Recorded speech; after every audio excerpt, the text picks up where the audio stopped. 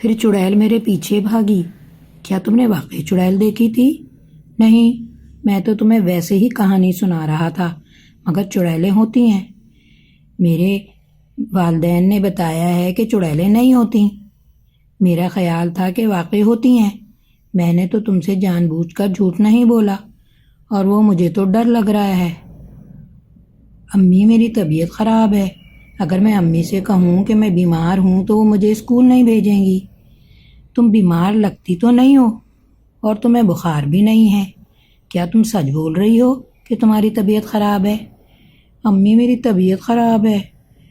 پچھلی دفعہ بھی تم نے یہی جھوٹ بولا تھا، اب میں تمہاری بات کیسے مانوں؟ اگر امی کو پتہ چل گیا کہ میں نے ان کا واس توڑا ہے تو وہ بہت غصہ ہوں گی۔ میں اسے چپکے سے پھینک دیتی ہوں تاکہ انہیں پتہ ہی نہ چلے۔ کیا اب کسی کو پتہ ہے کہ یہاں رکھا ہوا واس کہاں گیا؟ اگر میں کچھ نہیں کہوں گی تو امی کو پتہ ہی نہیں چلے گا کہ میں نے توڑا ہے۔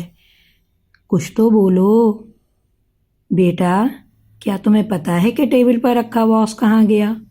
نہیں امی، میں نے تو اسے بہت دنوں سے نہیں دیکھا۔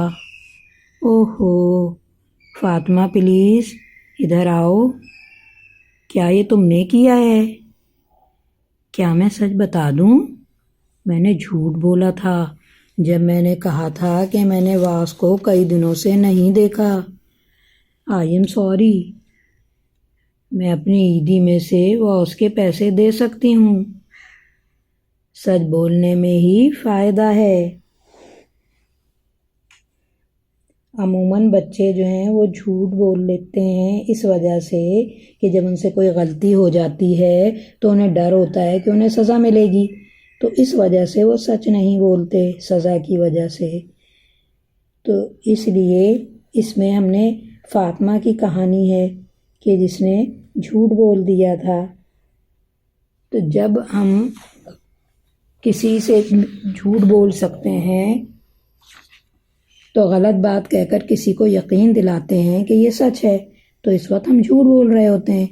عموماً ہمارا جھوٹ پکڑا جاتا ہے۔ کبھی بھی ایک جھوٹ کو چھپانے کے لیے اور جھوٹ نہ بولیں، اس سے کام اور زیادہ خراب ہوتا چلا جائے گا۔ اگر ہم نے جھوٹ بولا ہو تو سچ سچ بتا دیں، یہ بات مان لیں کہ ہم نے جھوٹ بولا تھا، کہیں کہ میں نے آپ سے جھوٹ بولا تھا، اس سے چیزیں بہتر ہونا شروع ہو جائیں گی۔ اگر جھوٹ بولا ہے تو سب سے پہلے اللہ سے معافی مانگیں، پھر جس سے جھوٹ بولا ہے اس شخص سے معافی مانگیں، اور یہ بتائیں کہ آپ اس جھوٹ پر شرمندہ ہیں اور کبھی بھی آپ جھوٹ نہیں بولیں گے، کیونکہ ہمارے پیارے نبی صلی اللہ علیہ وسلم نے بھی جھوٹ بولنے سے منع کیا ہے، اور ہم کیونکہ نبی اپنے پیارے رسول سے بہت پیار کرتے ہیں اس لیے ہم ان کی بات مانتے ہیں اور جھوٹ نہیں بولتے۔ اگر ہم چاہتے ہیں کہ لوگ ہماری بات کو سچ مانیں تو ہمیں ایک اچھا سچا بچہ مانے، تو ہم کبھی کسی سے جھوٹ ہمیں نہیں بولنا چاہیے۔ جب ہم نے کسی سے ہم کوئی بات کہتے ہیں تو ہمیں اس کو بتاتے ہیں کہ ہم سچ بول رہے ہیں، حالانکہ ہم جھوٹ بول رہے ہوتے ہیں اور غلطی پر ہوتے ہیں۔ غلطی کسی سے بھی ہو سکتی ہے، کوئی بھی پرفیکٹ نہیں ہوتا، سب لوگ غلطیاں کرتے ہیں۔ جب غلطی سے کوئی کام ہو جائے تو اس کی معافی مانگ لینی چاہیے، سوری کہہ دینا چاہیے۔ جب ہم کسی کو جان بوجھ کر غلط بات بتاتے ہیں تو ہم کیا کر رہے ہوتے ہیں؟ ہم جھوٹ بول رہے ہوتے ہیں۔ جھوٹ بولنے کا مطلب ہے کہ ہم کسی کو ایسی بات سچ بنا کر سناتے ہیں جو اصل میں ہمیں معلوم ہے کہ غلط ہے۔